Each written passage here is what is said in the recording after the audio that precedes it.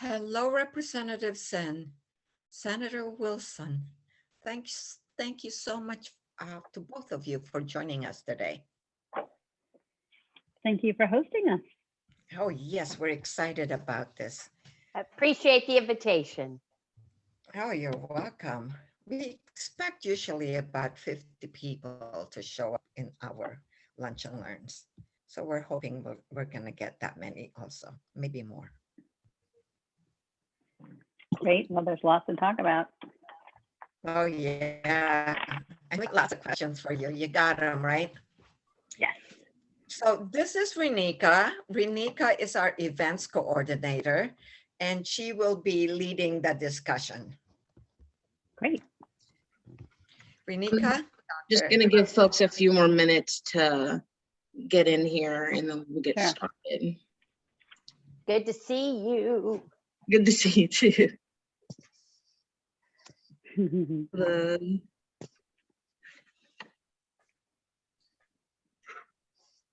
Hi, everyone. Hi, Bruce. Hi, how are you? Hi. Where's lunch? You didn't get the delivery? No, I guess I turned off, I muted my doorbell. There you go. How was your trip? It was nice. Thank you. Very relaxing. Just up the coast. Nice.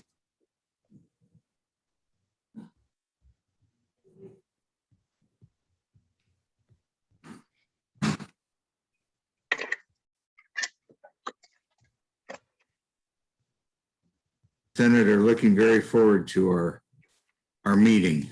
Yeah, looking Thank forward to it too. Yeah, thank you for organizing that so quickly. Yeah.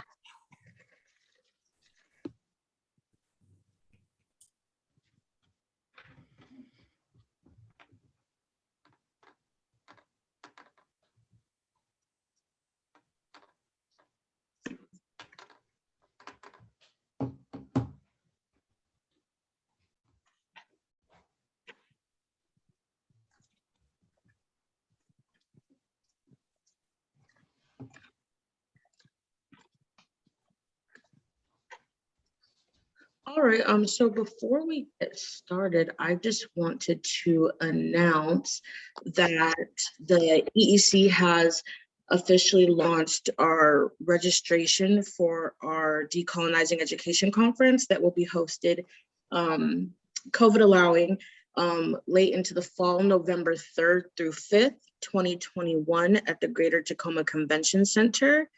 I am going to drop the link to our conference website in the chat if folks want to go take a look and get registered. We'll be adding more information to the website as we continue our planning. And we also have a Facebook event online if you want to check into that as well. And so yeah, I think we can go ahead and get started and people can trickle in as they come. So thank you everybody for being here today. This is our Fair Start for Kids Act Lunch and Learn for June. And we have two panelists here today to answer all of our questions and have, hopefully, as always, a great discussion. So I'm going to allow for our panelists to introduce themselves. Senator Wilson, would you like to go first?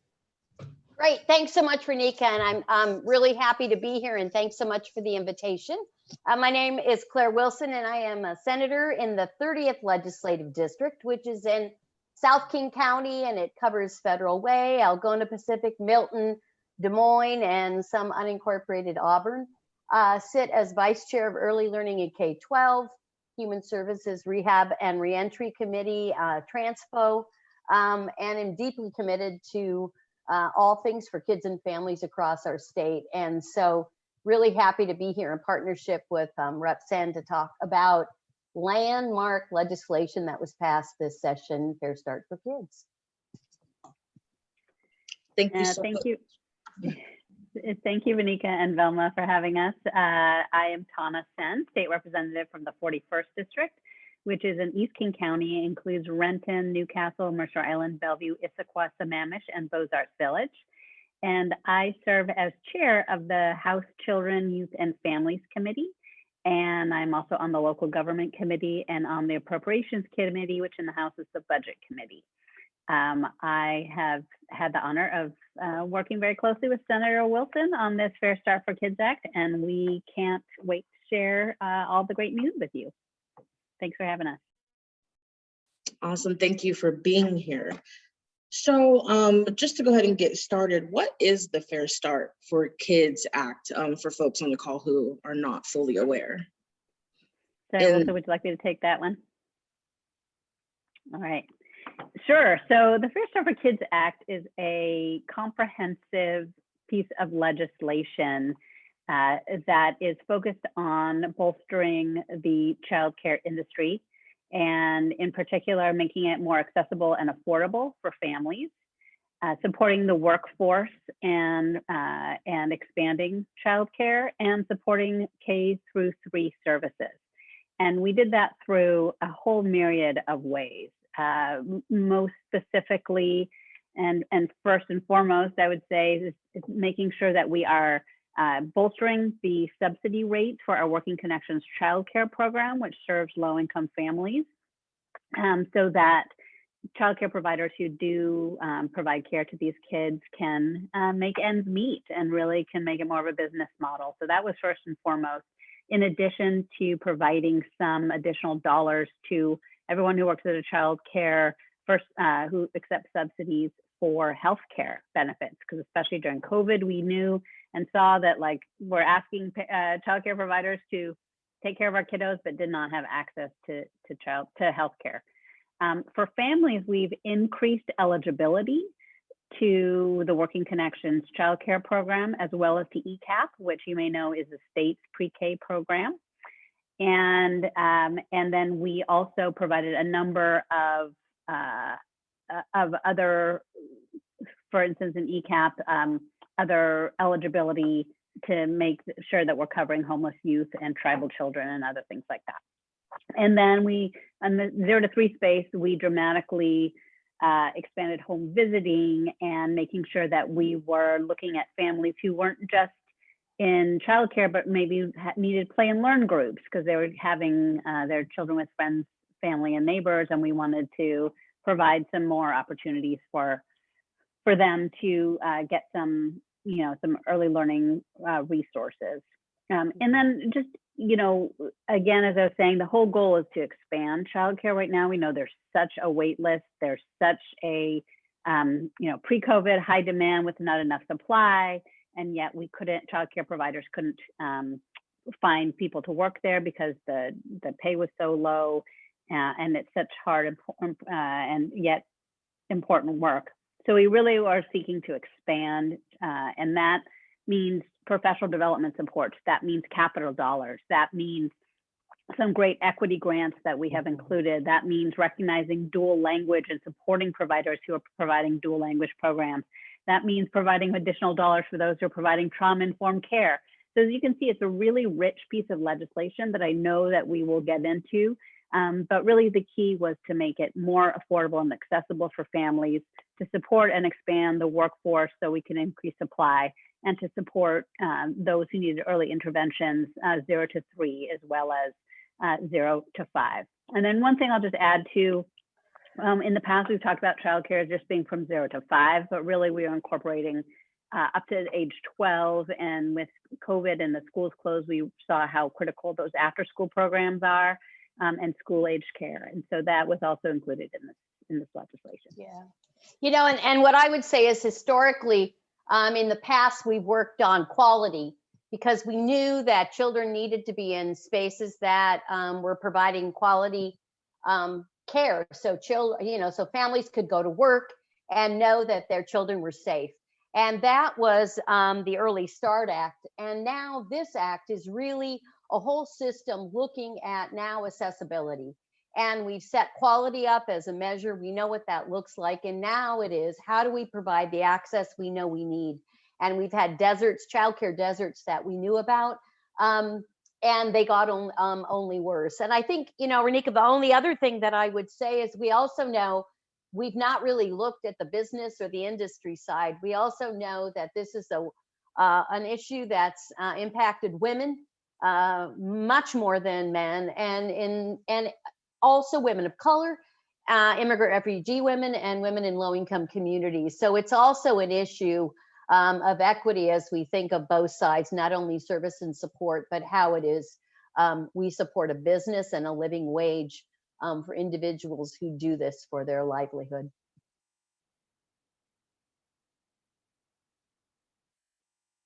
Thank you so much for that. And this is kind of touched on in both of y'all's responses, but seeing that there's a lot of need and ask around childcare especially during lockdown, why is this piece of legislation so important right now? Well, I'm just going to say it's been important forever. But finally, I'll be very honest with you, it became an issue of privilege as well. In the past, I think people have seen our programs that relate to childcare as programs related to poverty and families in poverty. And we know that's not true. That's an old picture of what the world looks like. And as we knew, we've always had issues, and those issues only were exacerbated during COVID. But we also know now that it's an economic recovery issue, and that unless and until, again, families know their children have a place to be, regardless of whether that's in a classroom or in a Boys and Girls Club or at home with someone else, they need to know that in order for them to know that they can go back to work and really start our recovery, if you will. And so there was not a soul, I think, that we spoke with, and usually people on the floor who was not impacted by the pandemic and suddenly saw either grandchildren or their own children and trying to figure out how they're going to navigate doing what they do. So suddenly it became an issue where people with resource couldn't even purchase what they've been able to purchase before, which caused an issue of urgency. And like it or not, we're going to use that opportunity to open the door to really do what we did, and that's create this legislation that does not forget about those individuals that have continued to struggle and been furthest from because of the inequities, but also understanding this is an issue and a support that most families need in this day and age as we think about work and living wage and what it costs. Absolutely. And I would echo what Senator Wilson said, that it's really right now, it's fundamental to economic recovery. And I think when we think about economic recovery, we can look at it a whole host of ways.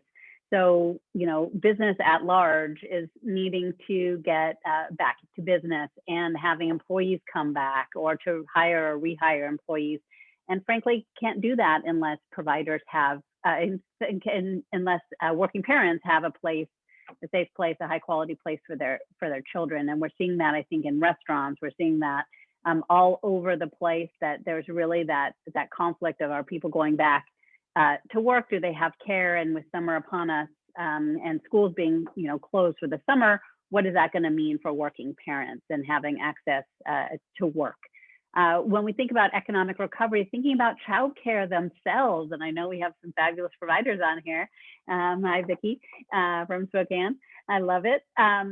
That really, you know, we need to look at childcare providers as an industry, and we need to make sure that we're supporting them. And luckily, we have been providing grants, and will continue to provide grants to childcare to really secure, sustain, and expand that industry, that whole segment of our economy.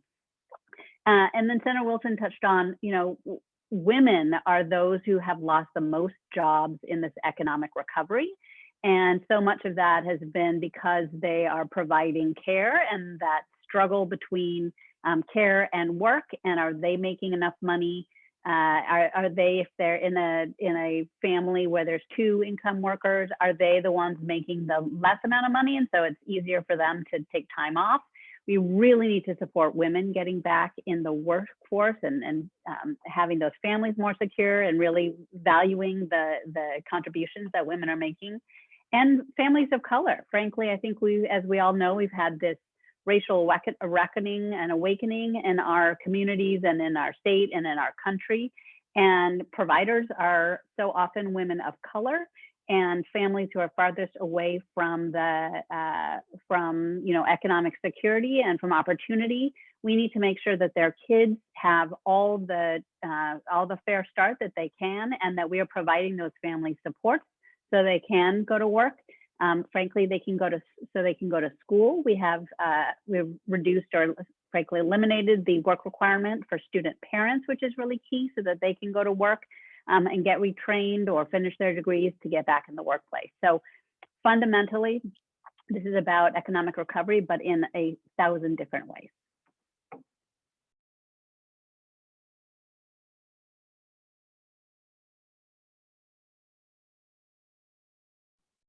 How will the act help children with disabilities? I love it. I saw that, and I love that too. And a big intent and a huge issue that we need to continue to deal with. And I'm going to say not only in early learning, but in K-12 as well, as we think about least restrictive environments, as we think about universal design for learning, and as we think about what kind of accommodations and one-on-one supports need to happen.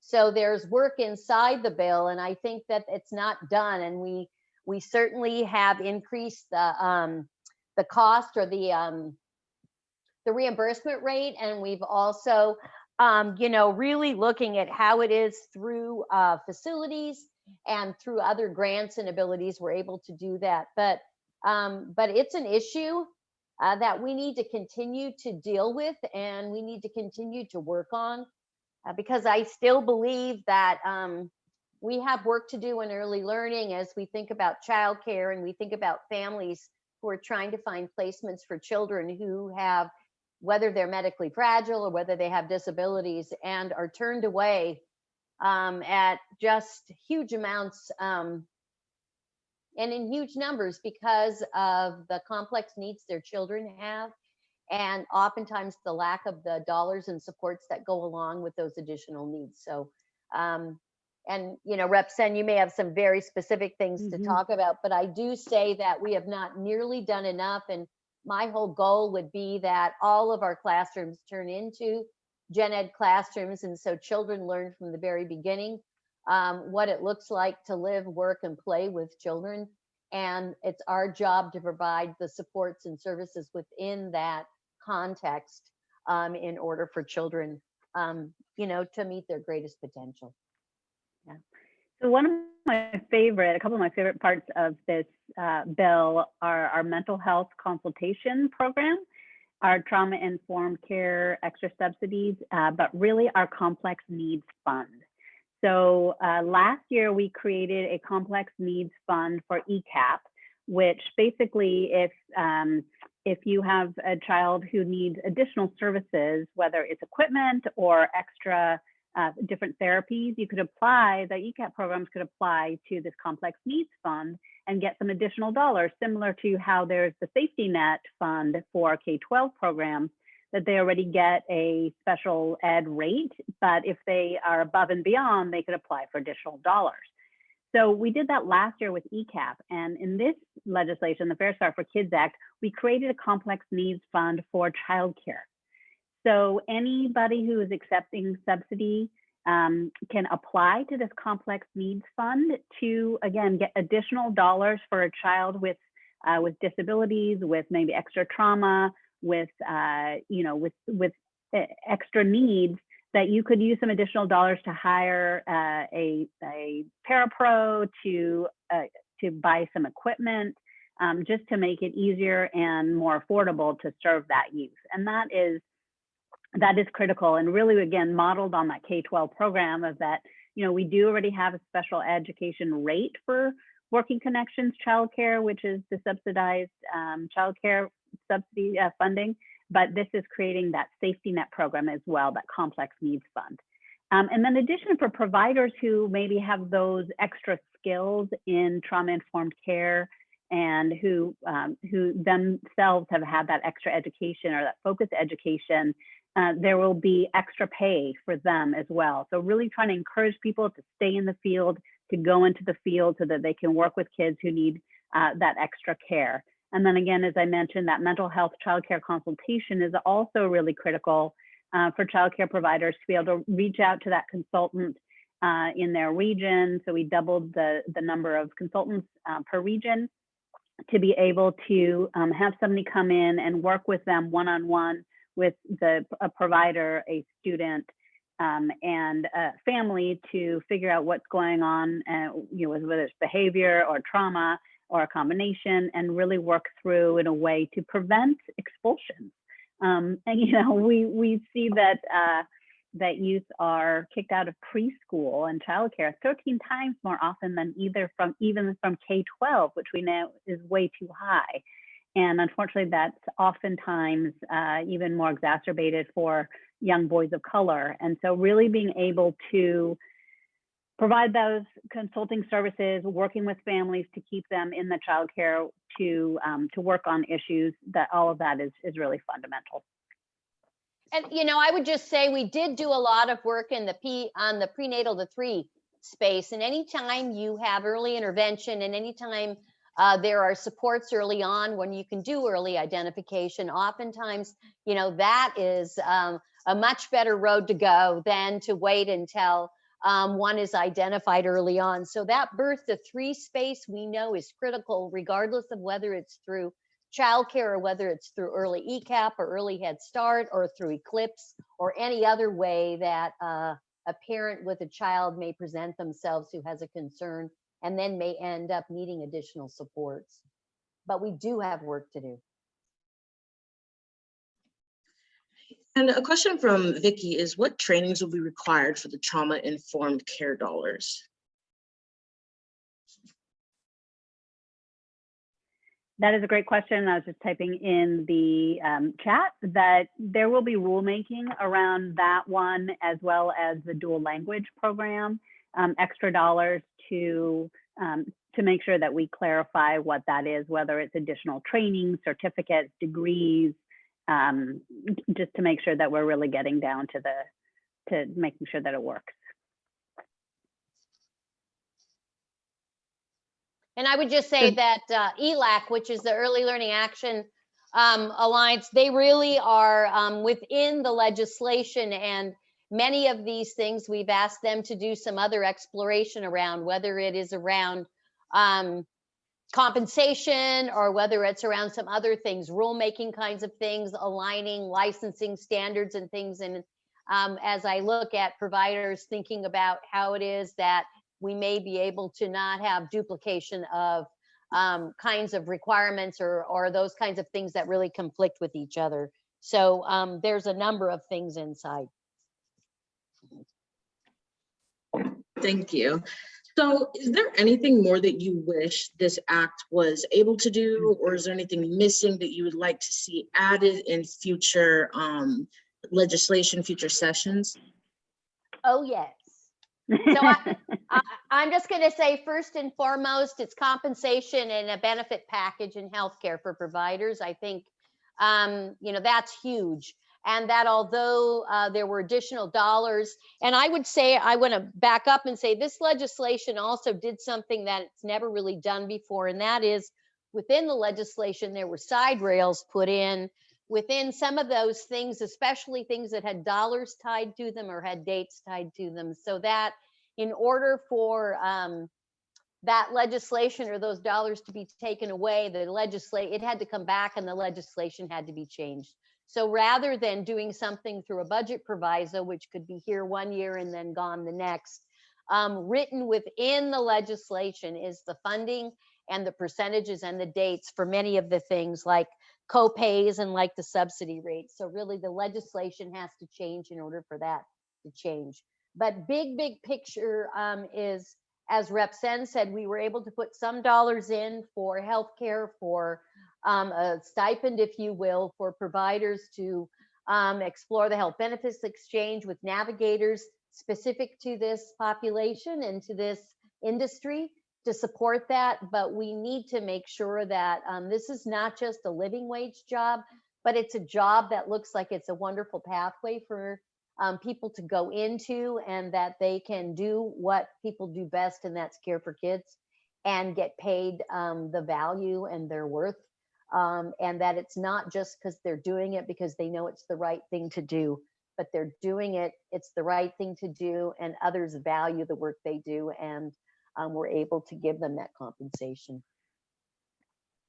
So the beauty of this legislation is that it's written really providing a roadmap of where we want to go with childcare.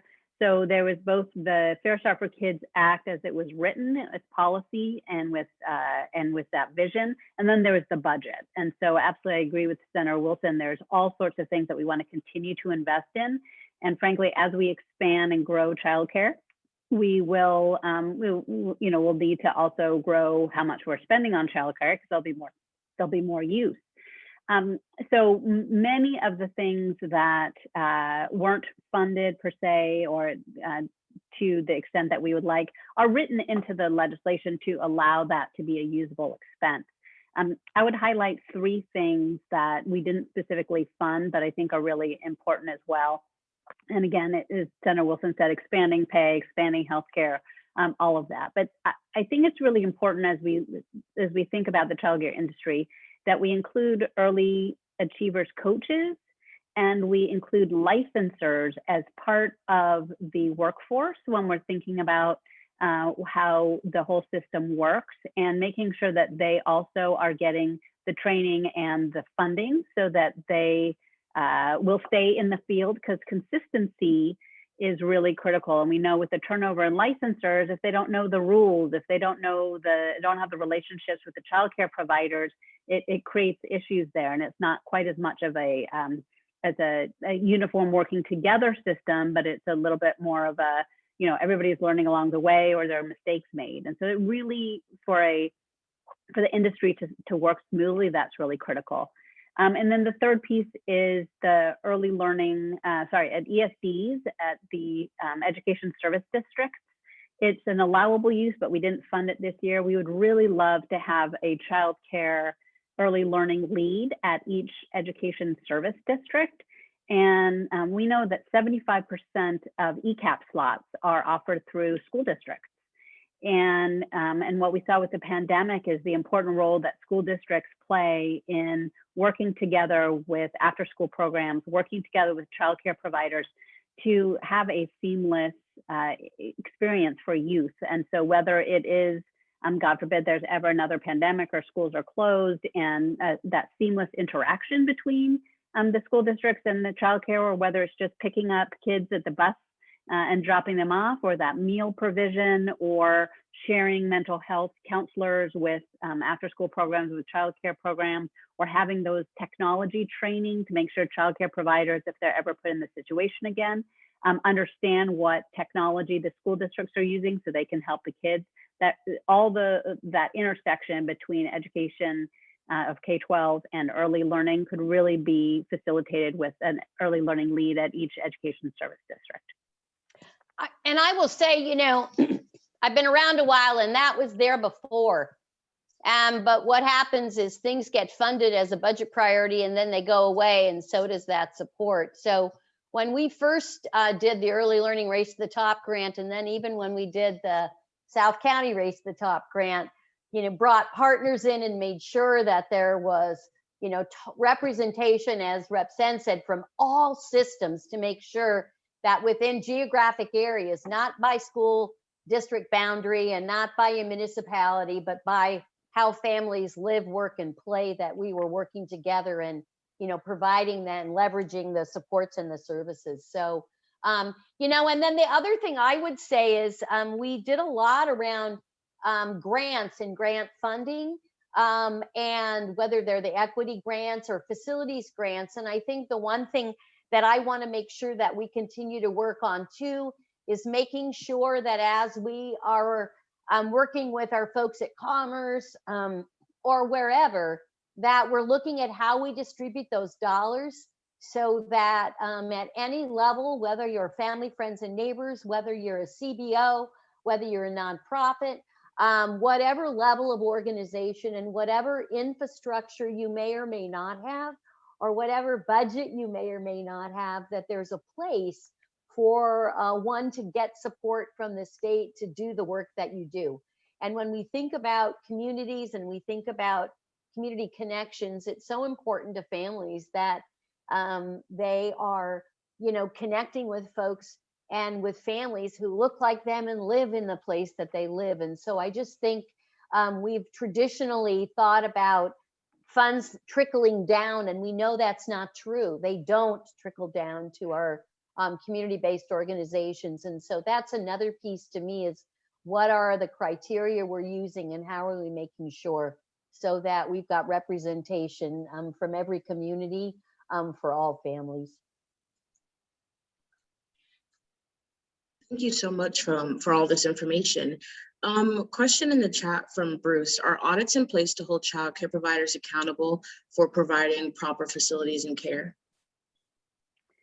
Perfect. There are a lot of licensing rules. There's a lot of requirements that are already in place, whether through early achievers or just through licensing rules. And one of the components that is also included in the legislation is a review of those requirements, the licensing and some of the early achievers regulations, to make sure that they are not duplicative, that we are working with providers, and some of those regulations are clear. But because a lot of the child care dollars are either federal dollars or matched with state dollars, of those federal dollars, there's lots of requirements already in place of the auditing and things that we need to do with that. And I would say I kind of divide it between the people and the place. So we've got, health and safety issues related to the facilities and places where children are cared for. And we also have requirements in place, and we've got monitoring in place for staff as well who care for those children. And whether it's the background checks or whether it's fingerprinting or whatever that might be. So if they're licensed, there are regulations that go, very many regulations that go along with that, especially as we're talking about children who don't often have the ability at that point yet to speak for themselves and to share if they're having struggles or in trouble. So I want to kind of move the conversation a little bit over to racial equity. During the pandemic, overwhelmingly centers run by Latinx and Black providers were forced to shut down. Does this bill provide a pathway for our providers of color to reopen their child care centers? I can start to say that there are facilities grants, and there's also $400 million in stabilization grants that are available not only for providers who may have had to shut down during the pandemic, but those that have remained open and struggle, and those that will continue to need to support, and individuals that are interested in opening new facilities, because we know we're going to need that as well. So the grants are available. There's also technical assistance and support available, because the other issue is the expertise that one may or may not have when we're thinking about finding a space or what it might look like to redo a space that one might be in. And then there's also facilities, and I'm going to pass that piece over to Rep. Sen. Yeah, just to underscore what Senator Wilson said, that with state dollars and some early federal dollars, we've given out 2 rounds, about $50 million each in child care grants to providers around the states. That's about $100 million so far. And what we just got from the federal, from ARPA, is $400 million. So again, we have recently given out $100 million in 2 different chunks over the past year, and now we have $400 million to distribute. So if you think about, and it's by size, whether you're a family home or depending on how many kids you serve, you can qualify for these grants. And it's not just those who provide Working Connections childcare. It's for after-school program type organizations, whether you have to be licensed or license exempt to qualify for these grants. And so they're pretty significant, because we know that we want to invest back into these childcare providers, childcare businesses, and some of that also having specificity that some of that money must go to employees. And so one of the things that we know is for people like for childcare maybe had to shut down because of COVID, that would be maybe 2 weeks off without pay. And that, you know, for a lot of these providers who are not making a lot of money, that is significant loss of income. So there is definitely requirements in those grants that we wrote into at the state legislation that some of that has to go directly to employees, and again, can be used for pay, for relief to families, can be used for healthcare, a whole variety of uses. Oh, and then the facility grants, exactly as Senator Wilson said, in the, not in Fair Start for Kids Act, but in separate, in the capital budget, there's $48 million this year in facilities grants. And that's really to help expand childcare, to build new childcare, and for the first time, we really have recognized the importance and need for technical assistance in both the capital grants and in these grants that the state's giving out for operations, to provide that technical assistance in multiple languages, and to work with providers who probably or may not, but probably not have the skills for grant writing and things like that, to really be able to work together to make sure that no one is limited or preventing from accessing any of those dollars just because they don't have the know-how. And I believe you pretty much touched upon this, but I just wanted to ask it again, just if there was any further clarification. Melissa asked in the chat, do any of these grants or supports apply to providers for elementary age children for before or after care for summer care? And I believe you touched on it a little bit, but I just wanted. And there's a number of different pots of money, if you will, for summer. And there's money through the Schools at Washington or through the youth development grants that are available. But there are, this Fair Start for Kids does include our school age care, because what people realized is the question was, where are the children? And when school shut down, people suddenly realized school had been the care setting for children. And which caused a lot of stress and a lot of distress. And I know y'all have been involved in that just from thinking about the digital landscape and broadband and what that, what that meant.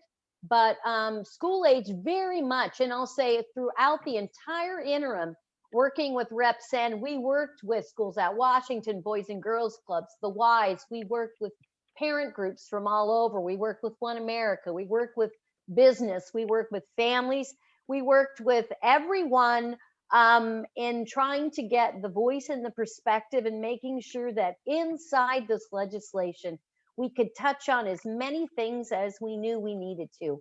And what I've experienced in all of my years is we tend to do a piece of legislation at a time, and so it's a one and a one and a one. And I think the beauty of Fair Start for Kids Act is putting all of these things inside a piece of legislation that will hopefully give people a picture and a better sense of what early care education, what child care, and what school age care, looks like.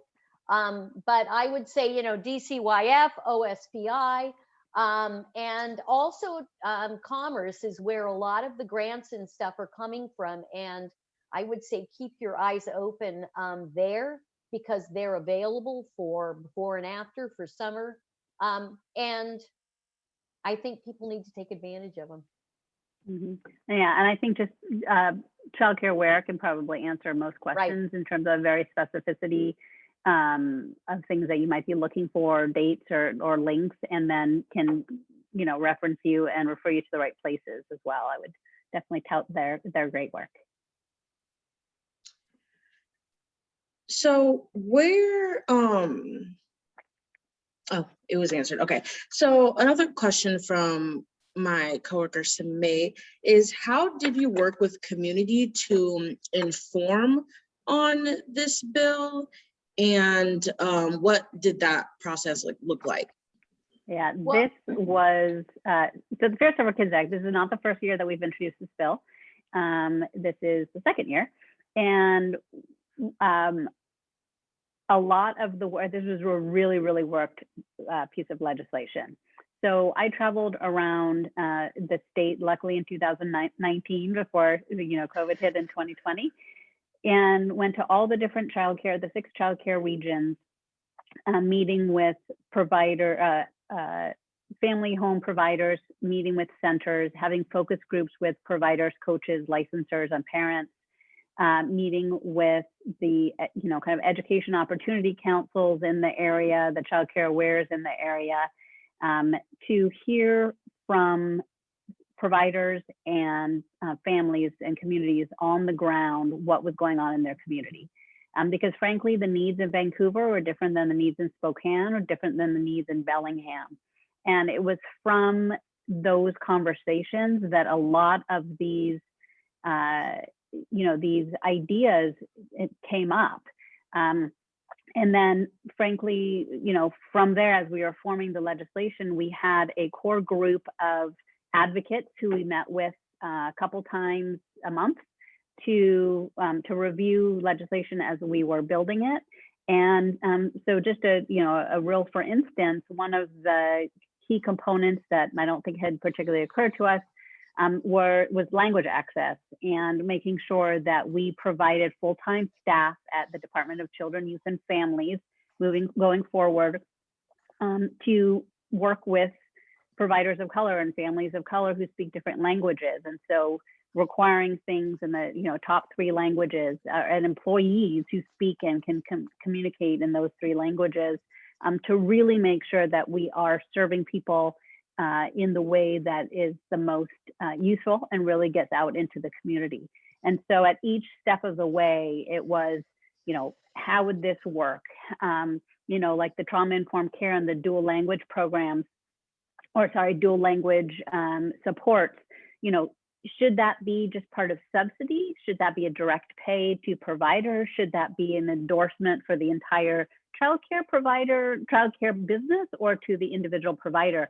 A lot of those kind of questions we sussed out with groups from the Early Learning Action Alliance, One America, Moms Rising, SEIU, the amazing union that so many of the childcare providers belong to, the Washington Child Care Center Association. So a whole group of folks, ESDs, to really help suss this out and form this legislation. And I would just say, I spent my world on the outside. So what I did was bring people inside. The people I've been talking to all my life, that I've been taken down to Olympia for a long time to talk about the changes that needed to happen. And so to have a partner like Rep. Sen and to be able to actually then not have to, nobody has to convince me. We just needed to write the legislation. And then what we needed to do is convince the people on the inside it was the right thing to do. And so as I think about, whether they're providers, caregivers, advocates, stakeholders, parents are huge. Parents will always be huge. They will always be the first and foremost folks that I think about. So as we think about whether it's parent ambassadors, whether it's the Smile Like Parent Education Board, whether it's the South Sound Behavior Coalition, these are all families and folks across the state. When you work in early learning, children only grow older. They don't go away. And so families hang out. You just keep relationships with them. And I think they grow wiser as their kids grow older. So it's important that we always use that voice and use that expertise and invite them back to the table. And I think that's how you get programs that meet the needs of community. And then the only, other thing I would say is it's the nature of early learning, is the beauty of early learning. And I say this a lot, it's not an institution like government is, and it's not an institution like K-12 is. It's all these informal networks and communities that are woven together, to create support. And so what we need to do is fund that and provide infrastructure and back office support, but never lose the flexibility to be able to go into a community, which we do really well, and say who's not being served, and then how best to serve families, and they decide what that looks like. And then, so quality looks different everywhere, but they're the same pillars anywhere you go, based on that local community. And I think, that's hugely important to me. And I believe that you see that, and you would hear that from the families that came to testify, from the providers that came to testify, from the business folks that testified. And I'll also say we did some other legislation that drew in communities of color in particular to the world of early learning. And that's, this idea of nature-based preschool, where we were able to license that, as well as create the legislation for the child-specific licensing, foster license. And that brought in historically families who have been pushed out of our system because their children have been taken away from them, and to work with the Black Lives Matter Alliance around a piece of legislation like that also, I think, drew a greater voice and greater representation into this larger landscape of what, what educational racial equity looks like across every single system and sector, and how we stop being the place where you got to do the wrong thing to get what you need to do it right. Thank you, Senator Wilson. And yes, please feel free to ask your question, Hope. Yeah, thank you. Thank you, Senator Wilson, all the great work that you've been doing. I just want to, I don't know if folks have talked about, you guys have mentioned a lot of important concerns or issue or feedback you guys have been given, but I want to touch a little bit about disability and special healthcare needs. I'm hoping that these buildings or some of the requirement, if we can include accessibility, building accessibilities, and also opportunity for inclusion.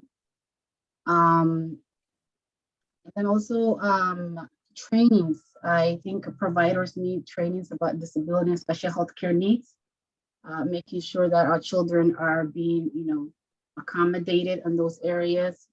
And then also we talked about how some of the buildings, I know I mentioned accessibility, but is it ADA units for some of the buildings to be? And then, and I saw trauma training, but how do we also include mental health?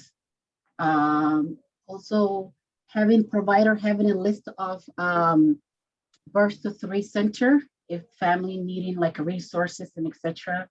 So those are the things that I right now just I just want to add. There's more to it, but yeah.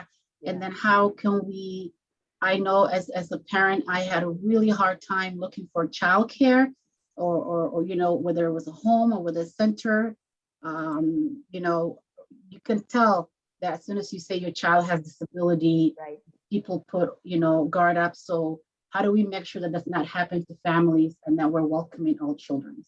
Can I respond? And I'm so appreciative. We touched on it just a little bit, but the thing that that just perked my interest in and what you talked about was buildings and accessibility. And one of the things with the facilities I've been working with Commerce is there is a group that is looking at universal design for learning, and a particular group of architects that have an interest in early learning centers, and wanting to make sure that as we think forward around building or redoing buildings, how it is that we create those spaces and places where there's no excuse, there's no reason why. And I remind myself of in early learning when we changed our rule about diapering 3-year-olds and how difficult that was to change the behavior of adults, and understanding that diapering 3-year-olds was an appropriate thing to do, and we were going to do that.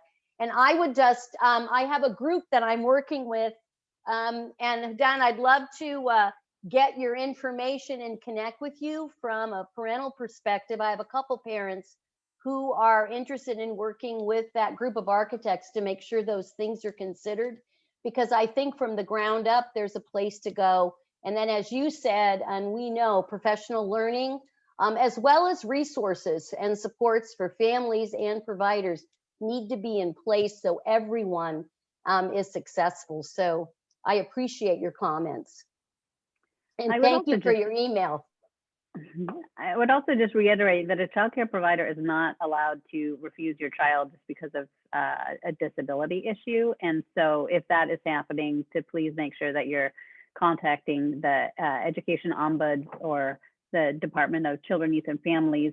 And then again, with this new Complex Needs Fund to help make it easier for childcare providers to to be able to have extra resources and potentially extra training or extra people to come in, I think is the goal of that. Again, to make sure that it is, you know, less onerous or, you know, reduces any barriers for a childcare provider to work with youth with disabilities. So there's, you know, and then the variety of other components that we talked about, from trauma-informed care expertise to mental health childcare consultation.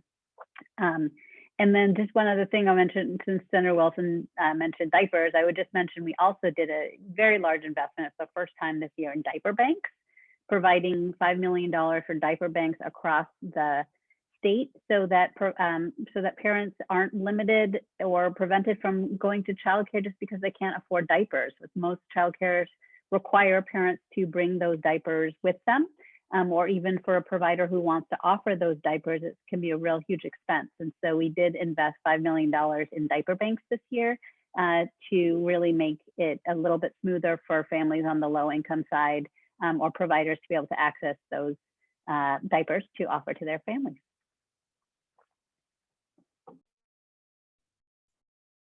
So, will these materials for, in terms of like when the applications are open and whatnot, will they be translated into other languages? And if so, do you happen to know what languages they will be translated into? So absolutely, they definitely will.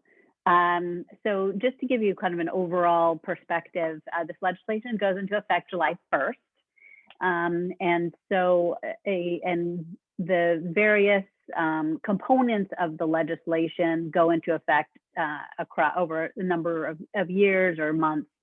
So as we've expanded eligibility for Working Connections childcare, it will immediately expand to 65% of state median income, and then over time it'll expand to 75, and then farther. So it's, you know, it will take some time in some of these components. In part with the funding with the language access providers, and just because we know that there are Somali providers, there are Spanish-speaking providers, there are Russian and Ukrainian-speaking providers, depending on the pockets around our state, we really need to make sure that we are translating information. And so I know those will be at a minimum, the legislation or the language access. And then again, technical assistance will be provided for anybody else who needs more specific assistance. And DCYF, Department of Children, Youth, and Families, has already started to send information out to providers to be able to send out to families related to the changes in what's coming for them, and also a big push in making sure they're getting a hold of families who have dropped out thinking they make too much money and they're no longer eligible for care, because they'll be able to bring some of those families back in. And all of our programs, I know, also are working on the issue of interpretation and translation services. So I think also early achievers and early achievers coaches are matched with providers, and that's also another way that language access is happening throughout our system. But again, usually it's the top 6 languages, and it may be, it has to start. My goal is all 6 come out at the same time, that we don't do English and then 3 weeks later do one other language. So working on, you know, I think working on systems and all of those kinds of things. But I also know I've been sitting in, and DCYF has been meeting with stakeholders and providers across the state throughout the interim and after and since the bill was passed, getting ready, because it was quite a bit to unpack.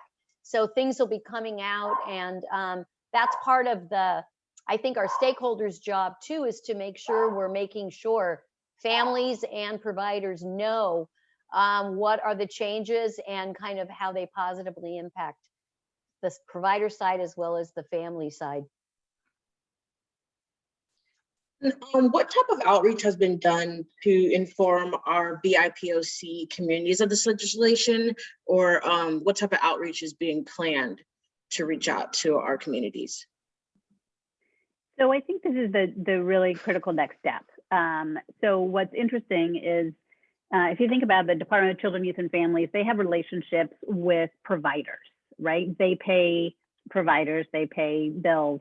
But what they don't do is they don't have the names and numbers of parents per se, or those who, just the general public. And so frankly, the outreach is going to have to be multifold.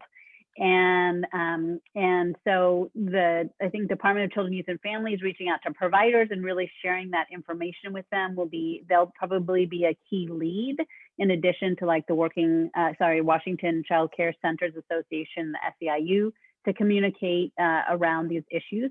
I would say number one for providers. Number two, for families, we're really going to need to work together with community groups and hopefully with philanthropy and the business community to get the word out that families may now be eligible who weren't before, that there are opportunities for scholarships to go into the field of childcare. So somebody who's considering it but has heard before that you can't make a living in it, to maybe now do that. To let students, community colleges in particular, know that they can access childcare now if they qualify and are more likely to qualify. And so it's really going to require those community groups. And then again, I kind of include in that, but I think employers, and we're working to reach out, and the Association of Washington Businesses has really been, frankly, a huge leader in advocating for childcare, but working with employers to share with their employees that they can access childcare. What are some of the expanded benefits, helping them find it, and other components like that. So again, the legislation does go into effect July 1st. Senator Wilson and I are doing a lot of these kind of forums to help get the word out. There was a Puget Sound Business Journal front cover article about Fair Start and childcare. And so everything we can do to get the word out is critical. We have, there's media folks across the state. I know we work both in Yakima a lot with a woman who's a reporter there who's taken this up as just a huge issue. And so, and that's English and Spanish language particularly. I think about the social media. I think about our work with CBOs and private nonprofits. And again, I'm used to working with parents as navigators, each one reach one. I think they're the best marketers as well as we think about this. So thinking about where are those natural groups of families that, or leaders that exist, One America. And a lot of those folks are part of coalitions that already gather. And there's also the Child Care Collaborative Task Force. And what they've been doing is they're continuing their work. But a lot of that conversation is working on how it is they're going to push this information out and market it as well. So we've been having lots of conversation. But I think we have to think from the community focus, from the, that we can use our regular partners and our traditional partners, but we also have to think about those other places and spaces where children and families go, whether it's food banks, whether it is the health centers, whether it's, wherever families gather. And I think in early learning, that's how we've always done our thing. We don't have a brick and mortar, and we can't sit in a building and say, come find us, because they'll never will. But now that we've made some changes and we have folks that might be able to actually come back in and get what they need and move forward in their careers, that's the most important thing as well. So, and I don't want anyone to think we're going to run out of money if too many people come through the door, because that's the other way of holding people back, is that there is plenty. We have not reached our max, and we won't. Senator, this is Velma and Representative. Many of the BIPOC communities have small, private, like my grandmother, takes care of 4 or 5 kids. Can they qualify for the grant? Their grant, there's also additional resources and supports for family, friends, and neighbors, and for play and learn groups. And again, that is in the rollout, if you will, of all of the pieces that DCYF is having to work on. And I was just going to pull up. So to get a grant, you have to be licensed or license exempt. And so, you know, if you are, you know, the grandparent of a child that you're taking, you wouldn't necessarily be able to qualify for a grant.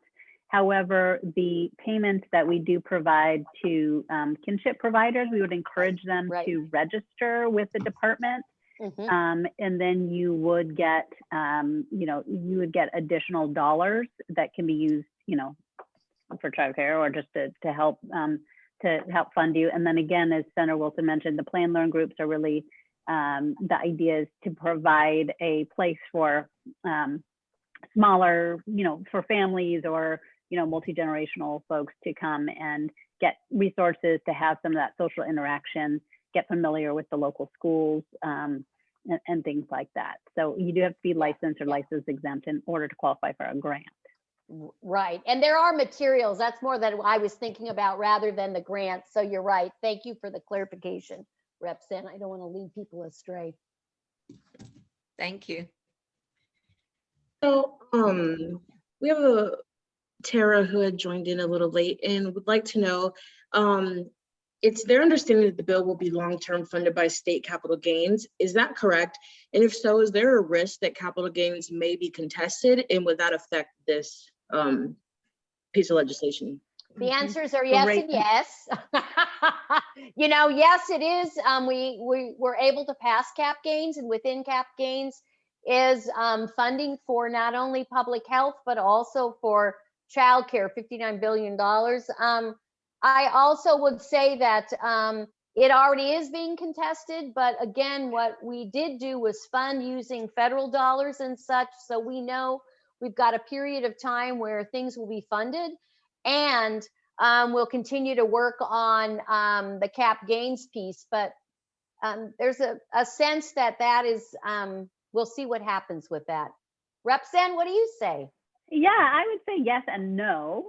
With a lot of the similar things that Senator Wilson mentioned. I mean, it is so exciting that we have finally passed a capital gains tax that is targeted towards education and early learning. I am just thrilled. It is the best investment we can make. And so using the profits from investments to pay for the best investment we can make, which is in our kids, makes a whole lot of sense. So I'm excited about the synergy there. I would say that the Fair Start for Kids is a piece of legislation. So in order to change a number of the components in it, we would have to pass legislation to undo it. So for instance, paying providers 85% of market rate as the subsidy rate for Working Connections childcare is in law. Making sure that ECAP providers get a 10% raise and don't go below that, 10% based on 2019 dollars, that they don't go below that is in law. Saying that tribal youth categorically are eligible for ECAP in a few years is in law. So there's a whole bunch of things that we did pass policy on that will have to be funded. And so we have to make budget decisions just as we do with anything else. And if we don't have that extra income for capital gains, then we're going to have to figure out how to fund these things that are in law. There are definitely some discretionary money in Fair Start that we have used. And as Senator Wilson mentioned, a lot of the federal dollars we're using and those grants are one time. But it's a perfect time because it takes 2 years for capital gains to go into effect, because the Department of Revenue has to figure it out, and you know all of this kind of the mechanics have to start up. The years of federal dollars to provide a bridge to when capital gains starts flowing is a critical and kind of a one-time opportunity. And so right now is the time to do this. And as people recognize the value and see how important this expanded childcare is, I'm confident that if there requires a public vote, we'll be coming back and asking you to help us spread the word about how valuable early learning is. Hear, hear. Thank you. That's a great way to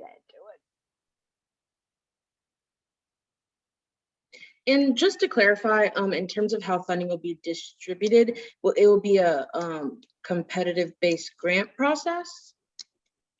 So the grants, the $400 million, it won't be competitive, but it will be a grant application process. So if you apply, you will get it. If you qualify, meaning you have to be licensed or license exempt. And so the requirements are that you do have an application to lay out how you will spend the money generally to help follow both state and federal requirements. But the idea is that it is not, that it's really if you apply and you qualify, then you should get the grant. However, if there is for some reason extra dollars, it is also written in legislation that it is focused first and foremost on underserved and communities of color and those in communities of childcare deserts. Thank you. And also, in terms of the application process, will there be resources or folks that people, especially community-based organizations or childcare providers can go to for assistance on the application process? Without a doubt. Yeah. So it's a few, it'll definitely take a few months. So no one's missing anything. Again, the bill doesn't go into effect till July 1. And it has to be a whole grant process set up. And so it will definitely be a few months. Of the 400 million, about 10% can be used for administration. And we already designated that a third of that is going to go to language access assistance and outreach. And so just from the very outset, as we looked at this, we recognized and we made the decision and requirement that we use a significant amount of that money to reach out to communities who have been underserved, who might have a greater difficulty writing a grant application, understanding or resourcing information. And so that was built into the legislation. So once we have, and those dollars will have to be granted out. So it will be definitely a few months, and there definitely will be an amazing amount of outreach.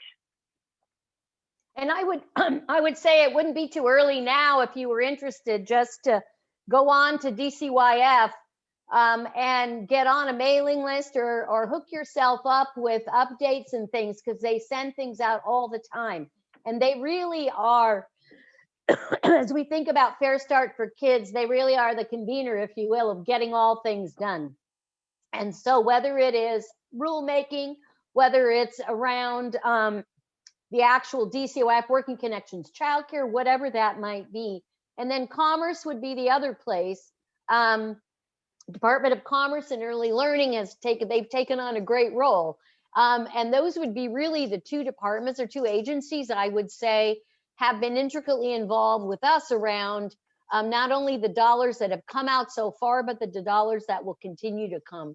And then the other thing I would want to mention is just keeping your eyes out also for transitional K. And one of the things that we're trying to do, and I know is happening, is work between OSPI and DCYF, because we have two different systems in play, right? If we're talking birth to 5, and then we're talking about school-age children. And so really also trying to think about how those two systems connect so that we leverage and we support families all the way through, not to the door, but through the door and beyond. So we'll be doing, that will also be continued work coming out of DCYF with OSPI in partnership.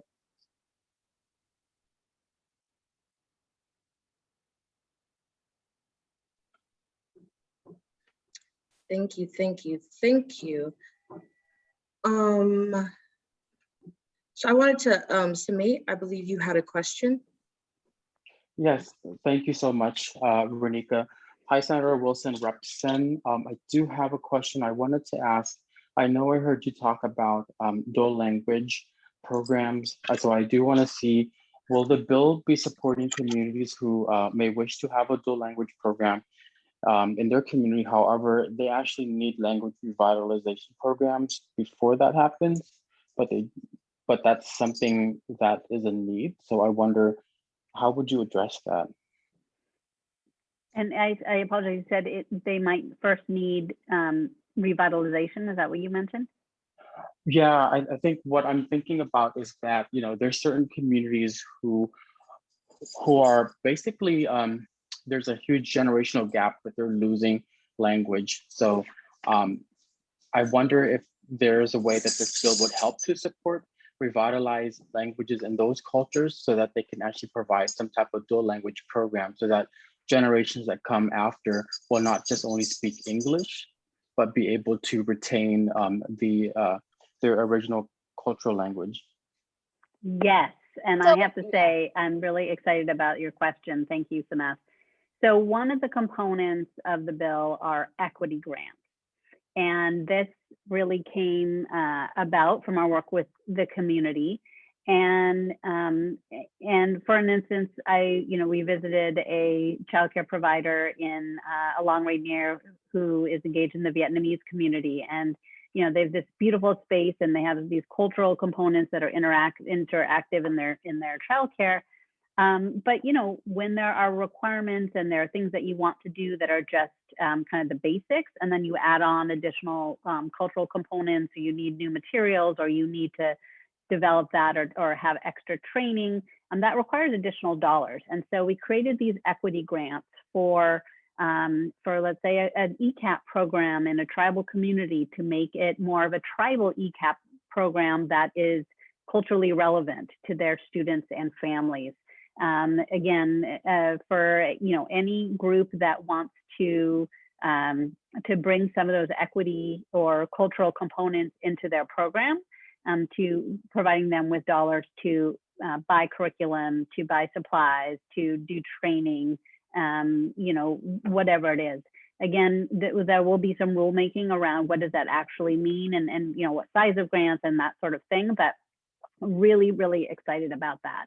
And that's similar with the dual language in terms of, really figuring out what does it mean, what skill do you have to provide or show that you have to qualify as a dual language provider to get additional dollars. We want to make sure there are people who know how to speak two languages, but also how to teach in that language, and so that it's truly a dual language program.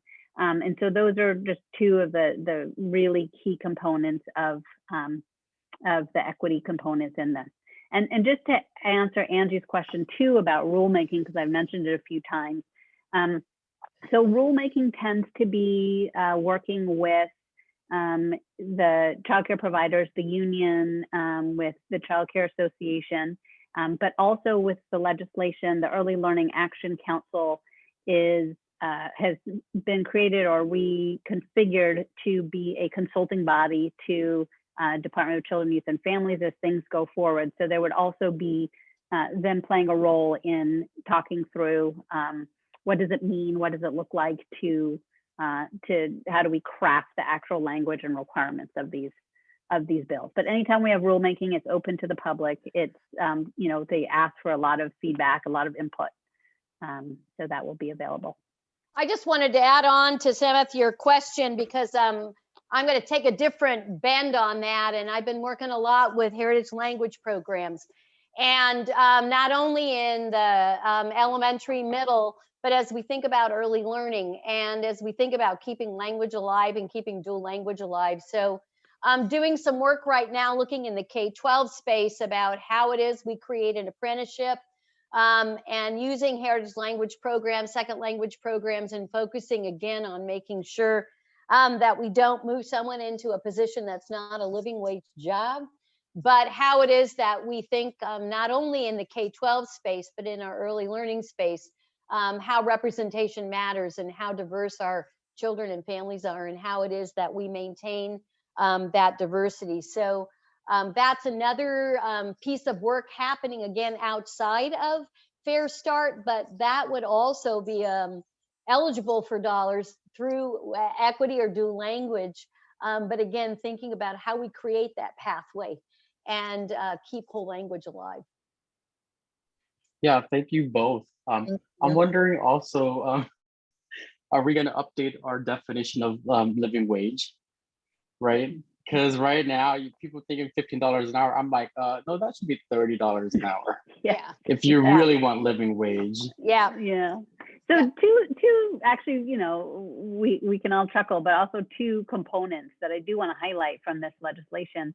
One is that for families, in the past, we have used federal poverty level as the indicator as who qualifies for eligibility. So if you're making 100% of federal poverty line, for instance, you would qualify, or up to 135% or 200%. We have changed that to the state median income.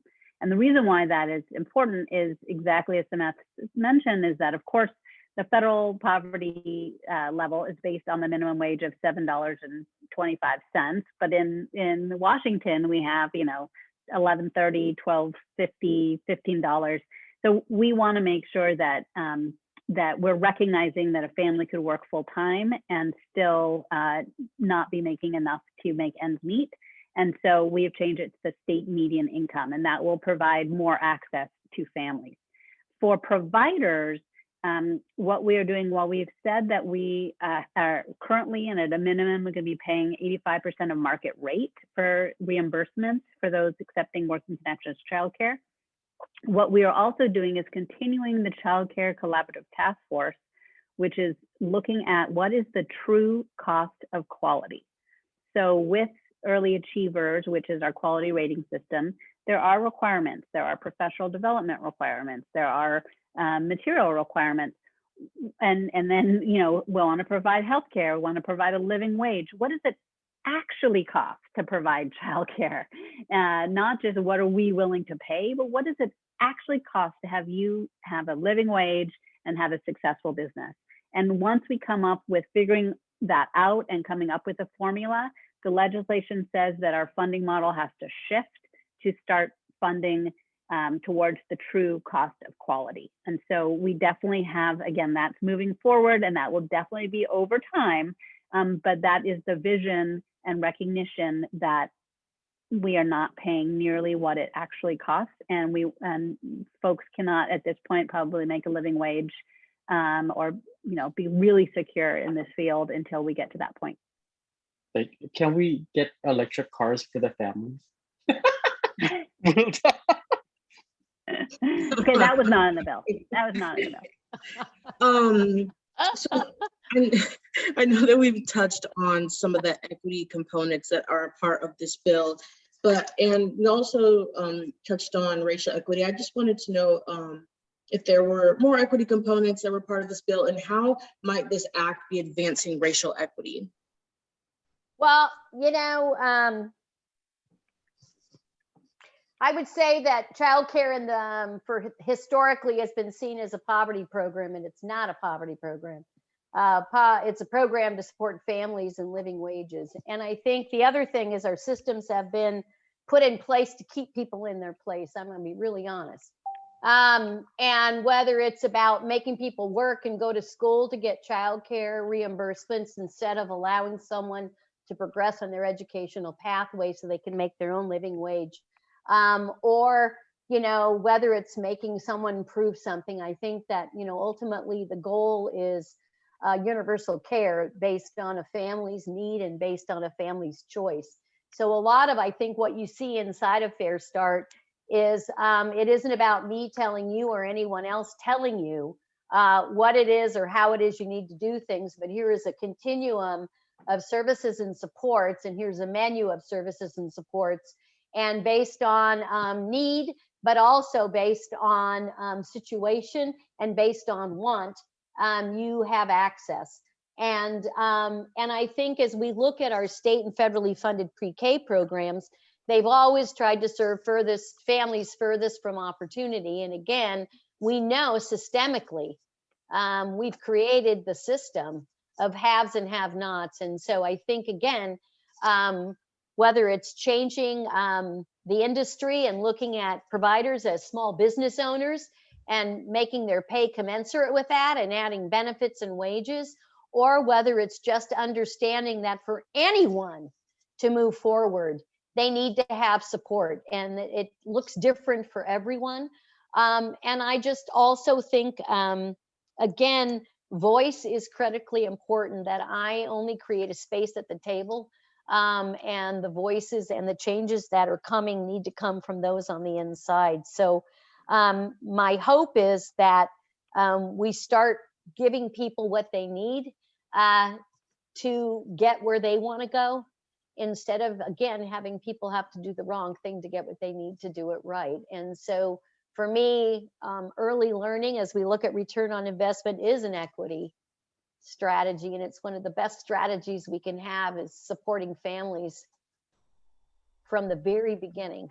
And I will just, yeah.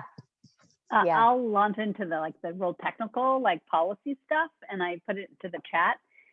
So these language access professionals at DCYF I've mentioned, categorical eligibility for tribal youth starting in 2026. So that means no matter your income, I think up to 200% of SMI or something, but basically categorical eligibility for tribal youth to qualify for the ECAP pre-K program, the state's pre-K program, because we know there's been historical trauma. And so that's critical, as well as for a homeless youth being categorically eligible for ECAP. Providing those equity grants I mentioned to Sameth's question, that dual language extra pay, technical assistance, as we've talked about, for the sustainability and the capital grants. And then for professional development for childcare providers, really funding robustly the community-based pathways for childcare providers, to get the education and training that they need, because of course we know for a lot of providers, going to a college, both physically getting there, as well as kind of mentally, and the kind of stress of that for those who maybe have not attended before is significant, and wanting to make sure that we have community-based pathways that may be in a different language, or certainly more accessible to providers near home. And then providing more voice on the Early Learning Action Council, who are going to be providing advice and consultation to DCYF as Fair Start for Kids Act is implemented. So I would say all of those are key components, in addition to probably some other things that I'm forgetting, but that is definitely some very specifics there. Awesome details, Reps. And I would just say the representation is really from the commissions. So the commissions on Asian, Pacific American Affairs, African American Affairs, Hispanic Affairs, Office of Equity, and also the Women's Commission. So again, thinking about, as we look at not only a monitoring and accountability, but how things are moving forward and being implemented, that group is going to be a part of that. And the only other, America. Yeah, and One America is on there as well. There's a number of partners that are listed in the grant.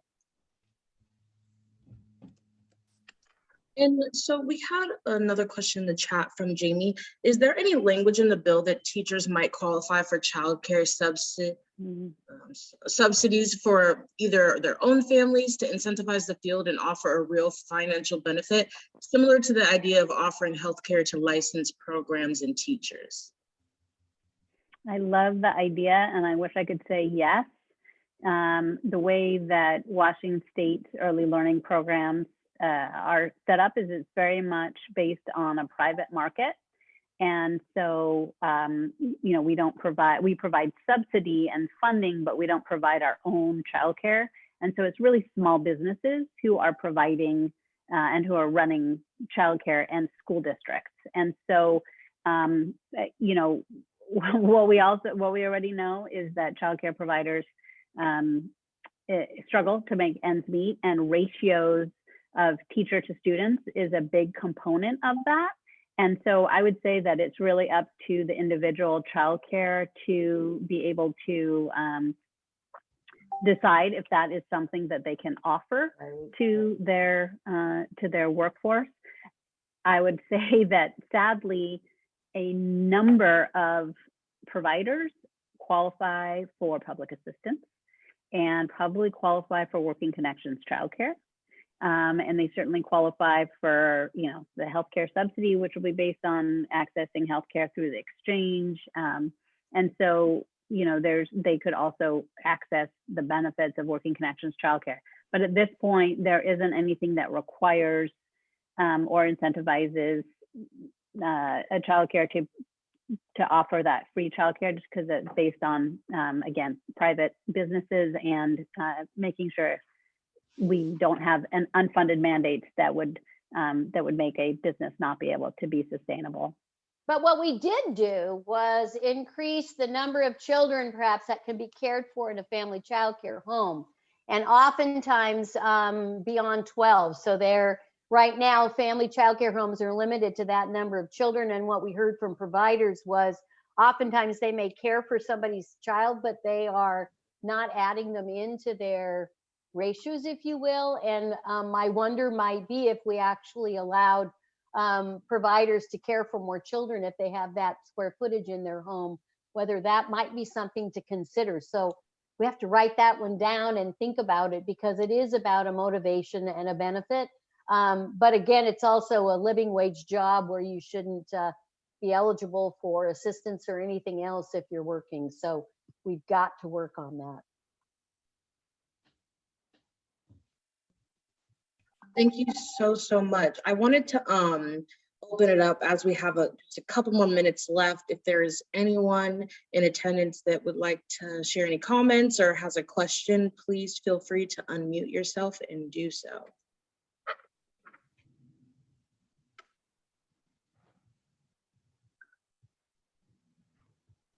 Velma, did you have anything that you would like to add? No, just to say thank you so much to both Representative Sen and Senator Wilson. This has been so useful, and we want to bring it to our communities to make sure that they know that this exists. So thank you again. Absolutely, I definitely agree. Thank you so much for both of you being here as our panelists. This has been very informational, not only for our organization, but I bet for everybody on the call today. So we can't thank you enough for taking the time to come and speak with us today. Well, thank you for highlighting this, Bill, because as you said, this is really about, this can't be something that just sits on a piece of paper, because then we are not, we're not changing anything. And really what we want to do is to be expanding offering of childcare, making sure childcare providers can stay in business and can have a living wage so that they can have a successful and joyful life, and that we are providing this high quality care to all of our youth, 50% of whom under 5 are from a home that doesn't speak English as their first language, or from a community of color. So we really need to recognize the diversity, celebrate that diversity, and provide kids just a great start so that when they start kindergarten, man, they love learning and they are well on their way. And that their parents are able to work without childcare being a barrier. And so this is pretty fundamental to me as a the Women's Lib, Women's Strength piece of legislation, as somebody who loves children and wants to see everybody successful in education and in life, and making sure our diverse workforce is getting the support for the valuable job that they do. So thank you. And y'all are my friends, and you also touch in my neighborhood every single day. And so I care about the state of Washington, but I also care deeply about South King County. And I would ask that you hold us accountable to holding others accountable to do what we say we're going to do. And I think one of the things you'll see is, as we thought about equity, was a red thread that said, this is what we said we were going to do, and this is the money that followed that say. And so I think we need to make sure as we look at implementation, the same thing happens, but just really look forward to continued partnerships, but also lifting where we need to make some more changes and where we need to add strength to the work that Rep. Sen and I were able to accomplish this last session, and really the sessions prior to that. Yes, again, thank you so much for all the work. And Senator Wilson, you know that Velma and Sharon will be all up in your inbox if we have any type of questions. And I don't think Samay is letting go of those electric cars anytime soon. So you will be hearing more from us. Again, thank you so much. Just a quick announcement again before we close. As I said at the beginning, we have our Decolonizing Education Conference coming up in November 3rd through the 5th. We have officially open registration. We have some great keynotes selected. You will be hearing at our conference from Cindy Domingo, Justice Raquel Montoya Lewis, Tiffany Jewell, and Jeff Duncan in Dorada. And so, yeah, check out our conference website. And starting next month in July, correct me if I'm wrong, Velma, but we will be starting a Lunch and Learn series for the summer on different components of decolonizing education. Yes, a lot of people want to know what is decolonizing. So it should be an interesting conversation. Yes. So thank you again, Renika, for your great work. Yes, and yeah, thank you. Everybody get some lunch and enjoy the rest of your day. Thank you. Bye-bye. Thanks. Bye.